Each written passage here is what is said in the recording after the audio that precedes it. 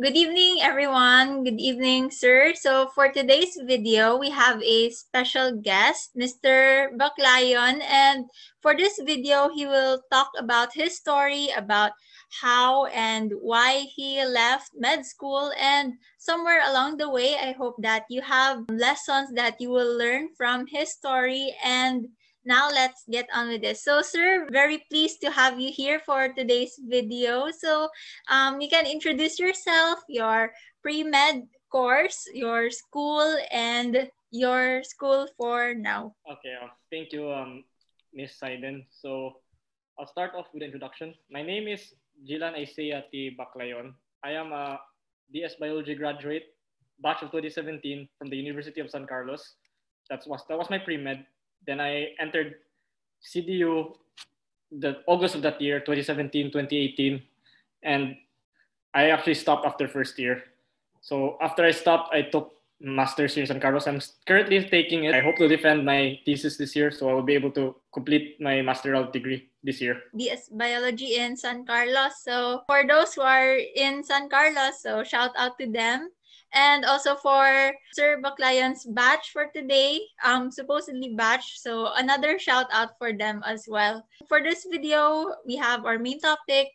Of course, you may now share your story on why you left med school or what are some factors that led you to have that decision in your life. Okay, thank you. Thank you for this. So I entered med school. 2017 was a year that was very turbulent for me because I had a conga line of like bad events, like in terms of in our local language, nagsunod-sunod ba, or right to the right next to the other.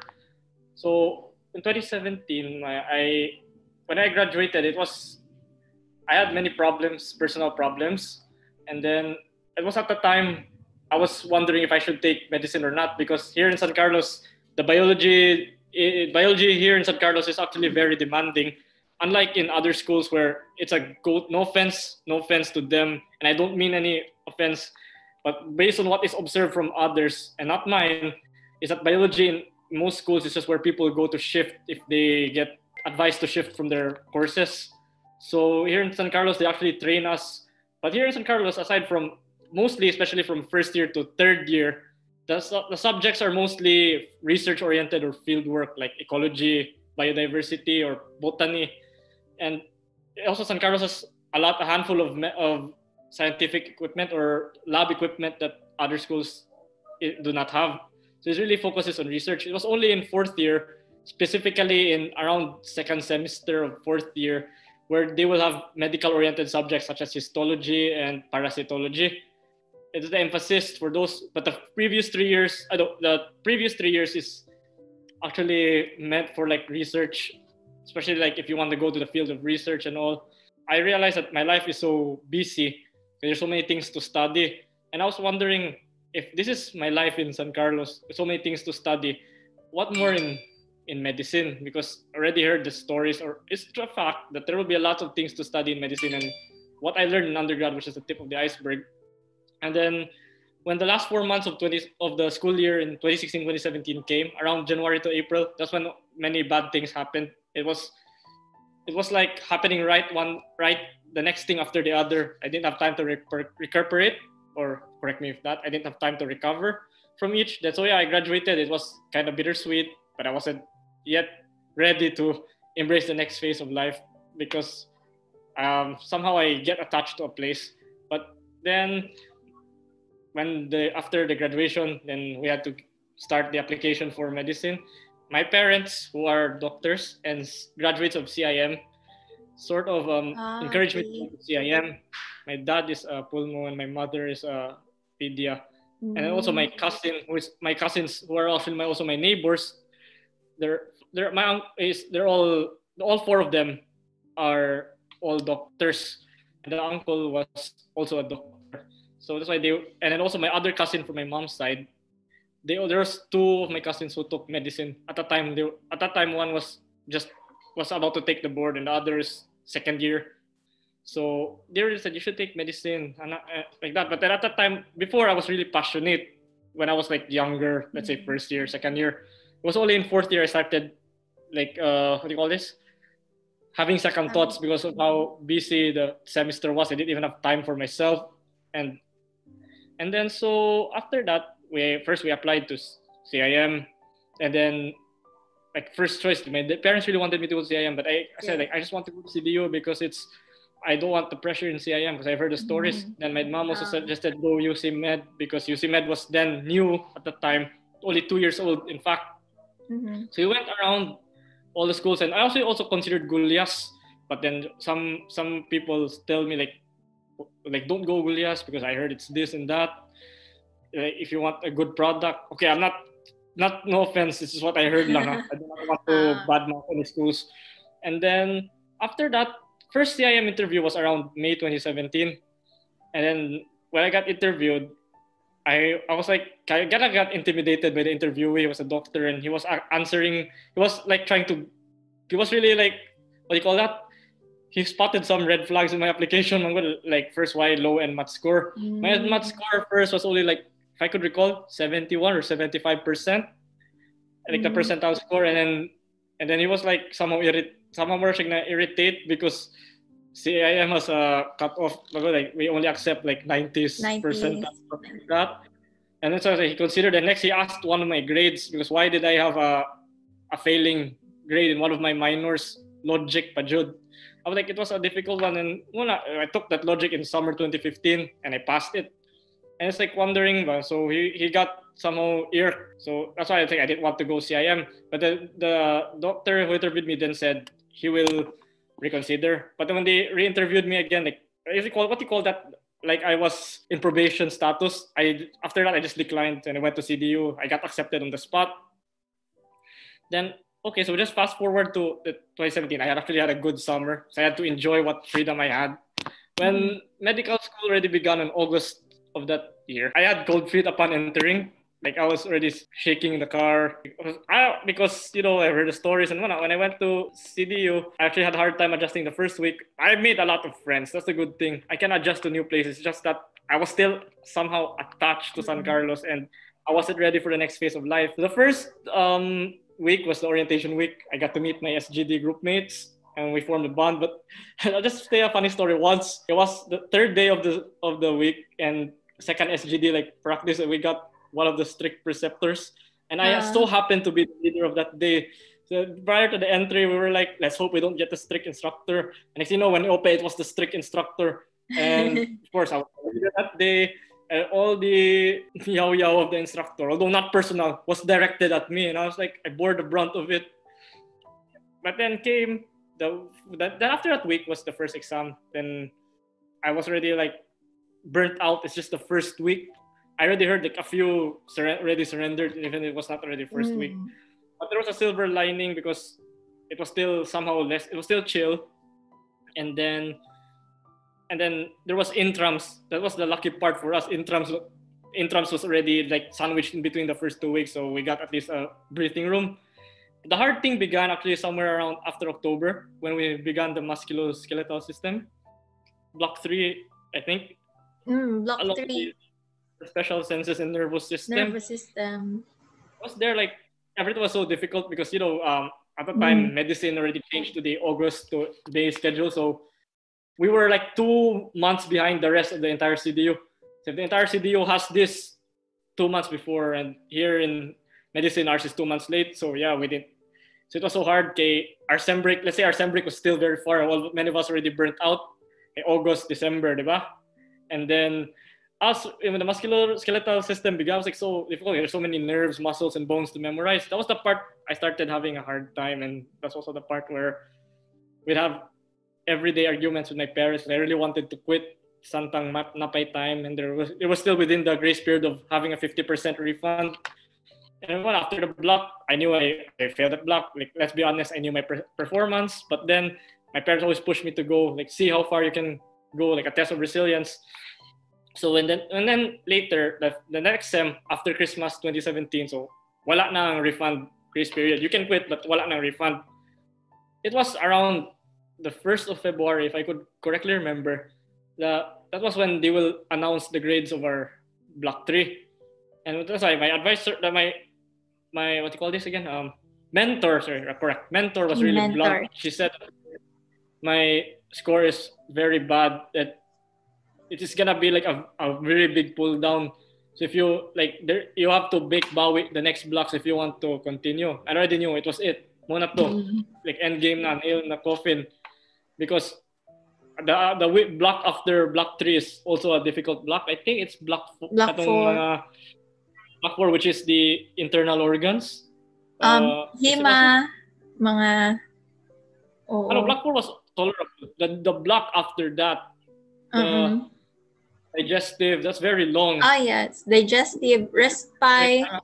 The block 4 nakabawi, but block 3 was really the one that pulled it down. But like, if you want to bawi your grade, you have to do good in block 4 and block 5. And wala, my advisor said my mentor said that you have to do double time, triple time, quadruple time if ever. And I almost fainted after the grade was released. And it was also a bad timing because my lolo was hospitalized for weeks at that time. And my parents were saying, you should visit your lolo because in the hospital, my lolo at that time was hospitalized since the Sinulog Fest. And then many weeks had passed na ba. So when the grades get released, my group mates were like telling me like, what do you feel? Like, do you really want to quit or padayon? I'm like, gusto ko muundang ni goodbye, but I cannot. Kaya I still have commitments in terms na like, I cannot napatay research, maluin ako ninyo, and napay SGD, if I can quit now, it's gonna be too abrupt. So that was like, and that night, had an argument with my parents, I really want to quit, and all. Then that weekend, we did our research in Inaya 1. After that the block 3 grade was released, we had a research in Inaya 1 landfill, and after our research was done, I was hesitating if I should. Well, I still wasn't able to visit my lolo. I was hesitating if I should just taxi to Perpetual Hospital or go home. Okay, the plan was after mass, we will visit my lolo in the hospital. It so happened my cousins, my nieces had a birthday on the same day. Okay, so we went to church, and then when my parents were still delayed, so I just went to my neighbor's house, my cousin's, who was my neighbor, who was having a party. That's when my dad called. His voice was already low, and he said like, I need to talk to one of your cousins. This is an emergency. I was like, don't tell. I know is this the bad news? Your voice is so low. I was like, no. It's like, first I tried to like, no, it's not the bad news. It's not the bad news. But already it was, because I saw my cousin's face drop. And then the cousin was the one who held a party for the niece. And we learned that he passed away before I could visit. And I couldn't visit, all because of all those blocks. And I think that was the final point. I should quit. That was the red flag. I really wanted to quit, but my parents wanted me to finish. Because it's already February. You just need 3 more months to finish. Well, we finished. We just finished it, and I was dredging. The grades weren't good. No chance of bawi, but still, they really wanted me to finish as a test of resilience. So after the final exam, I finally said like, okay, I'm done. I think I'm gonna quit. So we had to celebrate with my SGD mates. But then came like after that was the time where we're anxiously waiting for my grades. I already said that I will not check my grade. Bahala na mo. I don't know how I performed. And then it took a month for the grade to be released. So it was then at that time, my trip to Japan we had a family trip to Japan, but it got rescheduled to another month because the travel agency wasn't able to process our visas on time. And then it was also a blessing in disguise because I didn't want our trip to be ruined by the grade. The grade came out on the 13th of June 2018. And at that time, one of my group mates was like, "Oi guys, nanang grade, you should check it out." Then I already saw the statuses and the tweets of some of my friends like, "Thank you, Lord, I'm second year," or like Lord, you're so good. And I was like, I'm not gonna check my grade out. Bahala na mo diya. I already know how I performed, but obviously so many texts occur, so many missed calls, so many chats. I cannot keep silent forever because they might think I might have harmed myself. My mom will say, please check your grade. So I was like, we had a fight. And I was like, I will check my grade. Bahala ka. I'll go to barbecue boss with my San Carlos friends. And at that time, they invited me to Tagay. I will check your grade. Bahala mo di. And wala.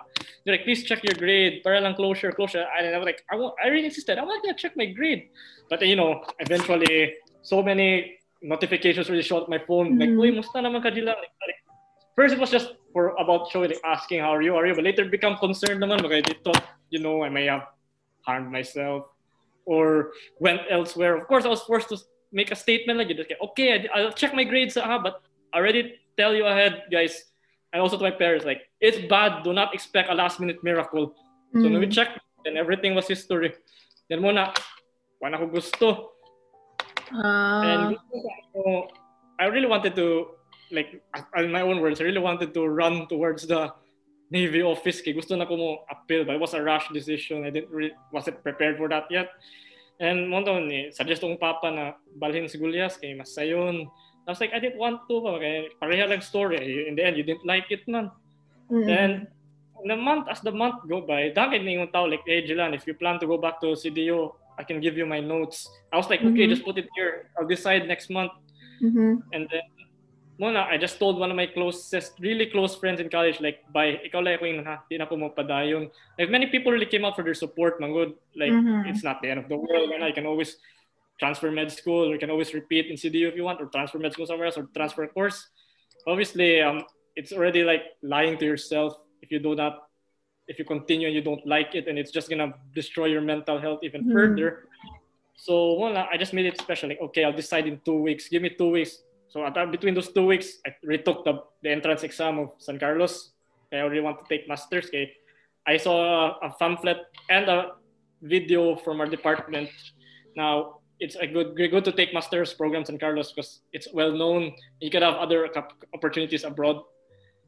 And then after that, I took the exam. Then I got accepted to masters. But I just kept it secret and only told one close friend in college. I said I'll be making a statement on the first day of the next month in July.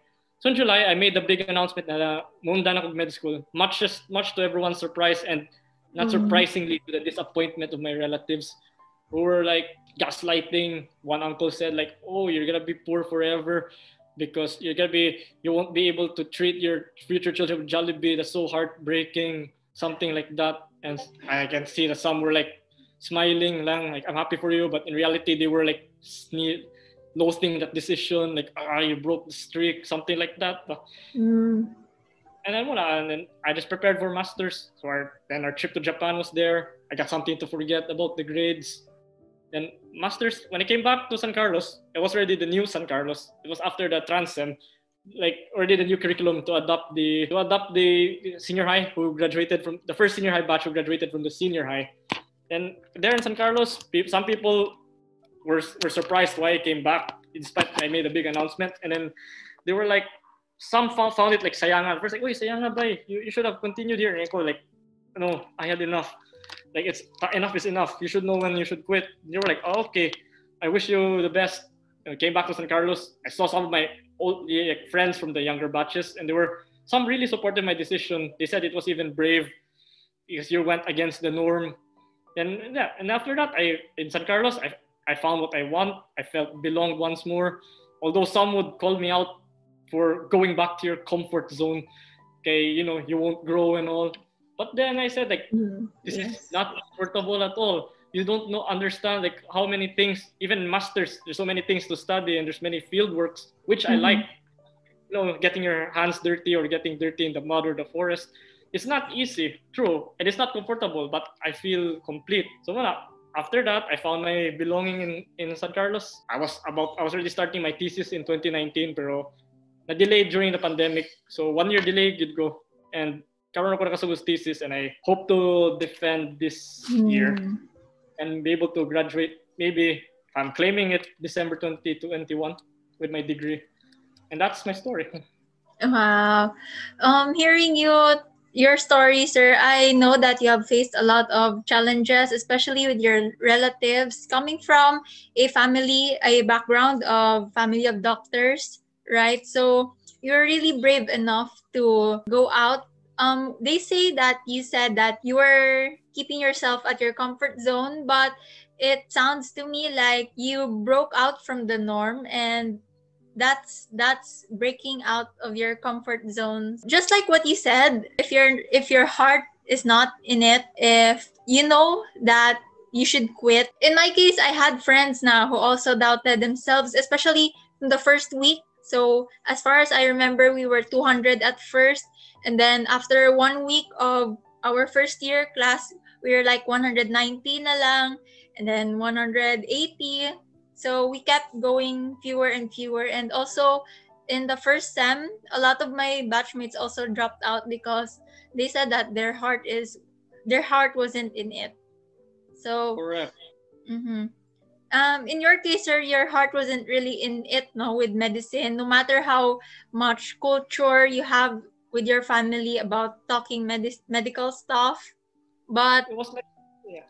In your journey, can you state some challenges that you experienced? More about those gaslighting stuff that you mentioned earlier with your relatives. How about with your friends? And what did you do in order to overcome it?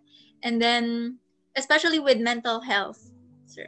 Oh, this is a good one because it actually began even before the school year began. Like first, I had to balance, school life thing, and then back then in college, I was part of a extracurricular club in San Carlos, but then I joined really late, and because of bio was really busy that time, I was only able to join once, and I never got to know my the group mates of the extracurricular club better. And me being a sentimental person that I am, I always want to see people one last time before I leave, because the chances of meeting each other is very, very slim. So, but then history happened. Wasn't able to say goodbye to them, and then the gaslighting. My parents didn't like me joining that club too because they didn't really like the notion of always going out and adventure. And as for the gaslight, and then next was the gaslighting. The gaslighting occurred once before med school. Like one of my uncles called me out because why did I choose an easy school over CIM? Like called me like, what? Are you a coward? You just don't want challenge? And even said like, oh, like something. Even said some bad words like, oh, this is a piece of crap decision. And how would you feel if you have children? And your child wants Jollibee, but you can't afford. Like that's the most heartbreaking. And he also said something about you won't be able to own some cars, own some properties, and travel the world. Imagine they're like telling me I should be a doctor because of the money and the rewards. I was passionate before, but it was only in fourth year college when I realized that maybe I should change. They say things change over time. Our decisions may grow. Before when we're kids, we're like, I want to be this when I grow up. I want to be that when I grow up. But only when you grow up, you decide to change your career. Correct, diba? Then next challenge was adjusting, because I come from San Carlos, which is very liberated and very green. So when I went to CDU, I felt choked figuratively and literally because it's a building, concrete. I was used to seeing green. Yeah, I was used to seeing the greens and walking around the nature trails of on a windy afternoon in San Carlos, and here it feels so choked. And also the culture, and this many books to read, and then less time for yourself, and then also like to adjust the whole new curriculum. Like if you were in college, you enjoy like cramming and all. Okay, last minute cram. Like let's say you partied or always go out in college, although that was not me. My parents were really strict. If that was the case in college, but once you go to medicine, you have to shift. You have to be ready like to kiss those freedoms goodbye, because you cannot cram in medicine. You have to read ahead, get the points, and the term study smart.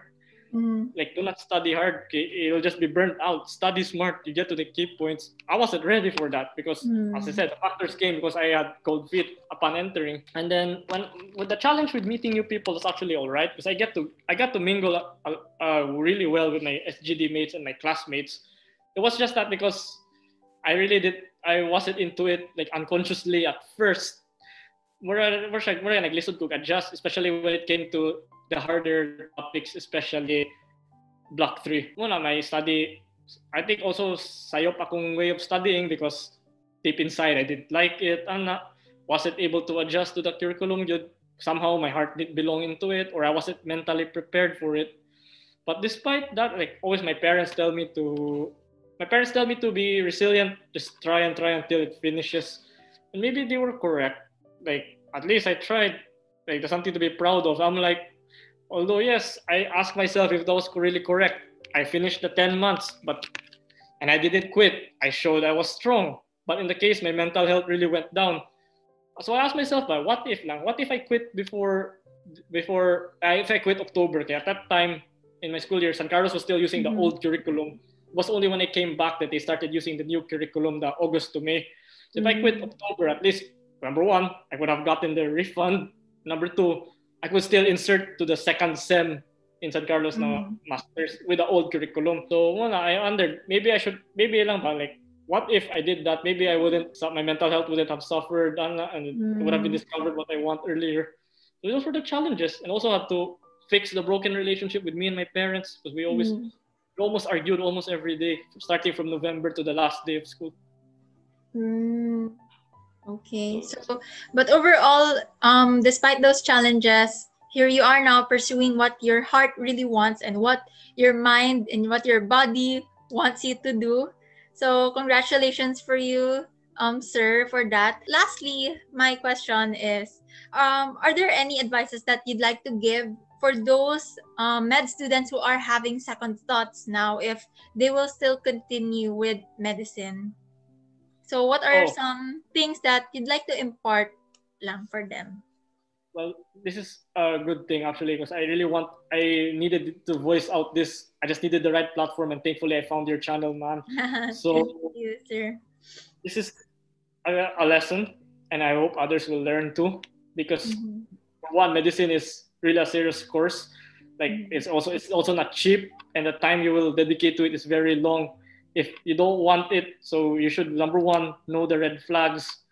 So red flags, before you start lang first, ask yourself, like, do you really want to be a doctor? Am I ready to adjust to the new life? Am I ready to give up my freedoms? Something like that.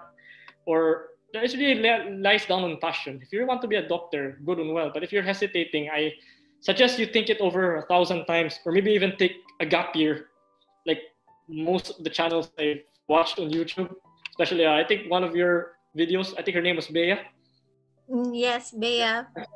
She took a gap year because she needed time to think it over.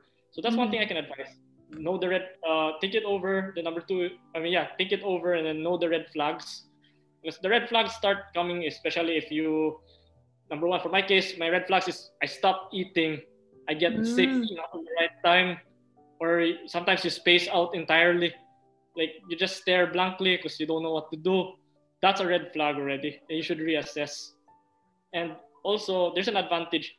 Although I will not say that, especially for those who want to test their resilience, I commend them. But for those who want to quit at early, there's actually an advantage because if you quit before the first sem ends, that is December of the school year, you can get a 50% refund. So if you have second thoughts and you have those things I said, such as you get sick or you space out or you cry in your sleep, then I think it's the time that you should take a break and reassess if you really want to continue or not. So that's the advice I can give. And for those who want to pursue another thing, it's never too late because if you want to do something, you can always change your course. So if you want to do something, again, like what I said, you reassess what you really want, what's your passion, then you decide from there. Another advice that I have always put on with other people is that if they see themselves as doctors, like 10 years from now, 5 years from now, do they see themselves still studying, continuing with rounds, duties at hospitals, and if they're okay with it. So that's what they could look into a peak of their future if they really want to be a doctor. They have to think about the future already if they see themselves still doing that. Correct. Requires a lot of dedication and resources. Yes. So for you, sir, the thing that you said with your story, with your challenges, your life lessons, and the things that you have imparted, I can say that you have what it takes to be courageous or to be brave, because having courage, it's not only being resilient, as what they say, it's like also part of learning when to quit. Correct.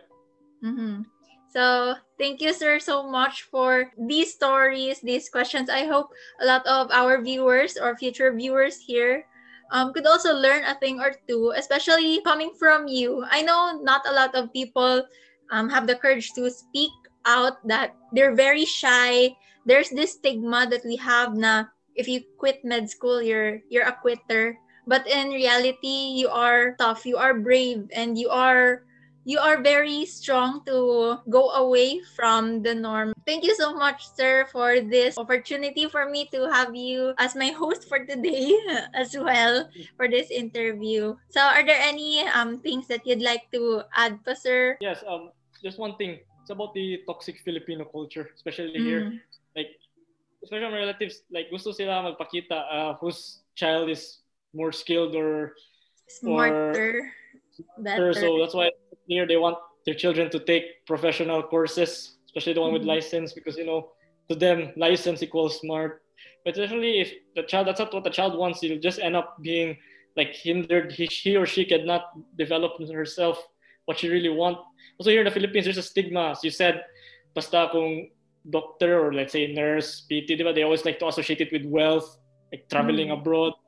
It's like I really find it toxic is because it's like, what is that how what defines the world? Like only money, wealth, prestige. I'm like, no, I just want to end that. Or I want people to learn, to know, especially from me, coming from me, that you should at least maybe take a stand against those kinds of toxic attitude from your relatives, especially when it comes to careers and wealth or whatever. They always say that it's not the end of the world. So that's what I want to emphasize. Okay, thank you. Thank you for that, sir. And also mental health. You have emphasized about mental health, taking care of your mental health first rather than listening to other voices around you, especially the bad ones and the harsh one. Correct. Okay, so yes. Thank you. Good. Thank you so much, sir, for this interview. I learned a lot, good sir, and hopefully hopefully some of my friends also can relate this, because in this interview I've seen a lot of similarities that you have with also their stories, and to share the world, because not a lot of people speak up for this, especially about quitting or leaving med school. Yes. Okay, so thank you guys, and see you all for another video. So bye. See you guys.